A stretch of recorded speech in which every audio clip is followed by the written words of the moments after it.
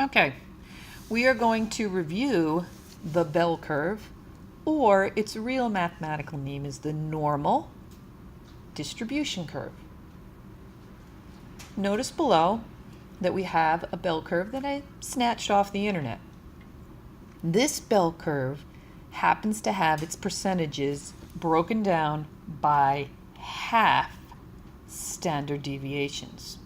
So remember, a bell curve, if you were to add it up, should add up to 100%. And if you remember, the mean is the halfway point. So below it is 50% and above it is 50%. Now we have to be careful because the bell curve here is written in half standard deviations. And I say that because when kids look at this, and I'm going to move this orange for a minute, and when they see one black line, when they look at this black line right here, which I'll highlight in the blue, they just see one line and they always go, oh, 1 standard deviation above, because it's one line above the middle. No, no, no. You have to look carefully and you have to realize that's a half a standard deviation. So these are in halves. So be careful. Now we are going to get that broken down. You're going to learn about z-scores tomorrow, so that when you were in 8th grade, you only did things like 1 standard deviation above or 2 standard deviations above. We are actually going to get down to the nitty-gritty so that you can say you're 1.34 standard deviations above. That means you're 1 standard deviation above and 34% into this standard deviation.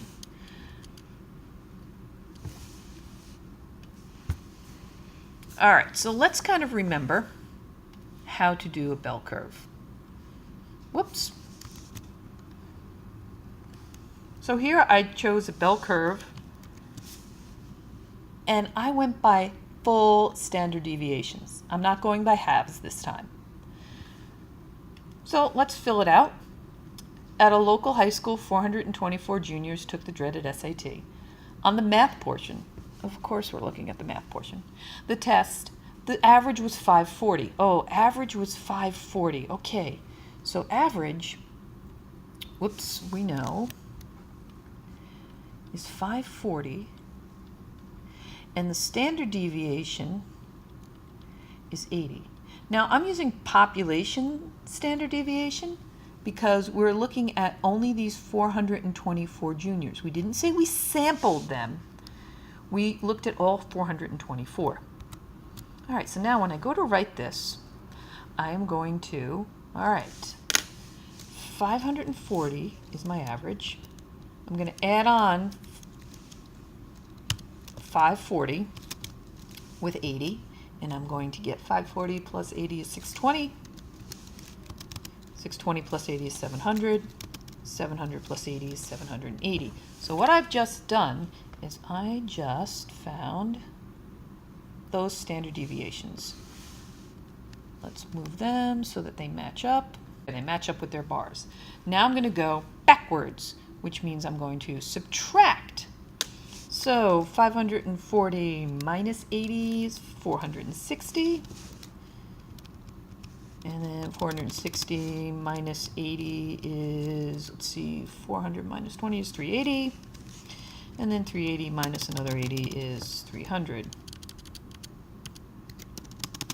And I'll line those up with the bar.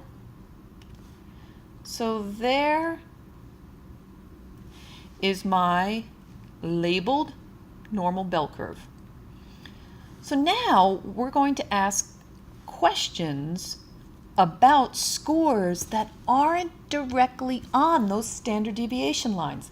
Like in 8th grade, like I said, everything was like 1 standard deviation, 2 standard deviations. We're going to try to get into the wacky parts of the bell curve. So what percent of the math scores fell between 500 and 660? So I'm going to come over here, and 500 is somewhere between 460 and 540. So I'm going to put a line right there. 660. Well, 660 is somewhere up here. So basically, What I was asking is, what is the percentage of scores right in here? Is that 50% of the bell curve? Is that 10% of the bell curve? Unfortunately, kids try and do wackadoodle math.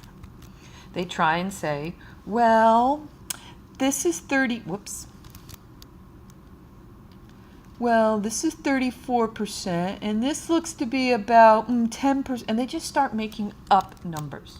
There's a tool on your calculator which will do it for you. The tool on your calculator is right here in the distribution. See, it's above the variables, so please take out your calculator and follow along. I'm going to do second function distribution, and we're going to choose number 2. Let me go back to that. We're going to choose number 2 because it's a normal bell curve, cumulative distribution frequency. That's what we're doing. We're not ever going to use number 1. We're always going to use number 2. So when I use number 2, basically it's asking me the lower, the upper, the average, and the standard deviation. So you can see I've already done this. It's halfway in there.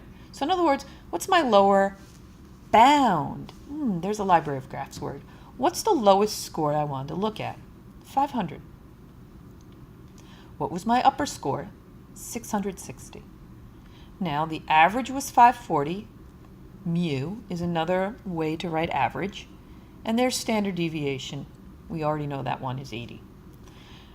We're going to enter. It gives us in list form.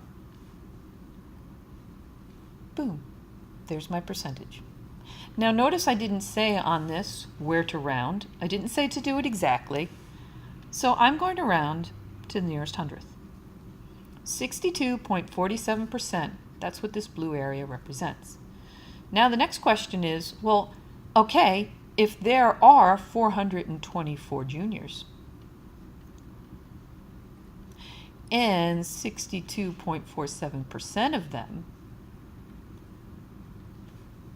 got between a 500 and a 600, that means how many kids? I don't know. I'm going to take 0.6247 and I'm going to multiply it by 424. So roughly 265 out of the 424 scored there. Okay, so let's see another way that they could pose this question. If Erin scored a 740 on her math exam, all right, so I'm going to take my bar. Wow, you go girl, 740 is right up there. And let's get rid of that blue bar right there. What percent of students who took the exam did better than her? Okay, so we've got two ways to look at this.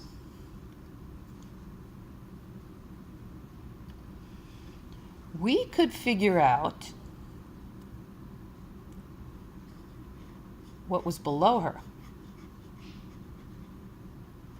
right? And we could say, well, the 100% minus what was below her is going to give what's above her. Or we could just plain out figure out what's above her. All right, so I'm going to show you how to do both on the calculator. Let's do the below part. So we're going to go back into distribution. We're going to choose number 2. And now here's the funny part. What's her lower bound? Is it 300? I mean, there are kids who can get below a 300. I mean, the lore, the story is that they give you 200 points just for writing your name, but we don't know that's true. That's like folklore. So when you have a lower bound that is undetermined, we give it a really small number. There we go. Negative, what was that? 10 million, 100 million? I don't even know. Count the zeros. 1, 2, 3, 1, 2, 3. Whatever. I just make it negative 1 and a lot of zeros. Now, what was her upper bound? Well, she got a 740. Average, standard deviation, figure it out. 99.37.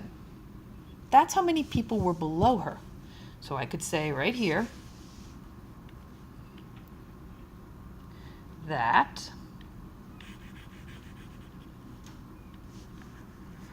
1 minus, let's go get that number back, 0.993, let's go 0.9938. That's going to give her above.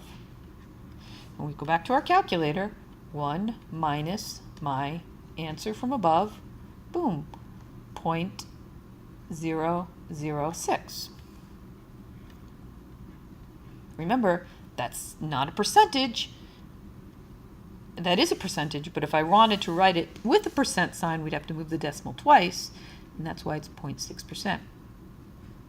Now I could do it the other way. I could figure out who's above her. So we can go back into distribution, choose number 2, and we could say her lower bound is 740. And now what's her upper bound? Now we do the exact opposite. We give it a really high number because we don't know the upper bound. And look, the number comes right out. So approximately how many students did Erin do better than? We want to know how many students she did better than. Well, you can look at it this way. Once again, you could say 0.9938 times 424. Okay, 0.9938 times 424. She did better than 420, let's go back to that, 421 students. Or we could do the same thing. We could do 424 times 0.006, 424 times 0.006, 2.5, we'll round that to 3 students. You could say 3 students did better than Erin, but we wanted to see how many students Erin did better than, so we would just say, okay, 424 minus those 3 smarty pants is 421. So you can look at it either way. All right, 2 more quick questions. The heights of 16-year-old teenage boys are normally distributed with a mean of 66 and a standard deviation of 3.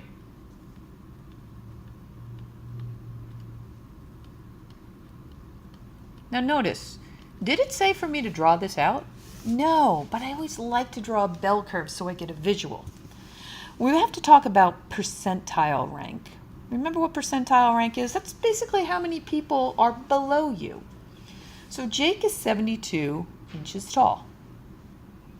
Well, what percent is that? We like this one because it's right on a whole standard deviation, but still, you can do it on your calculator again. We can go into distribution, we go into number 2, and this time, we don't know what our lowest is, so we'll give ourselves a really low number. We do know our upper is 72.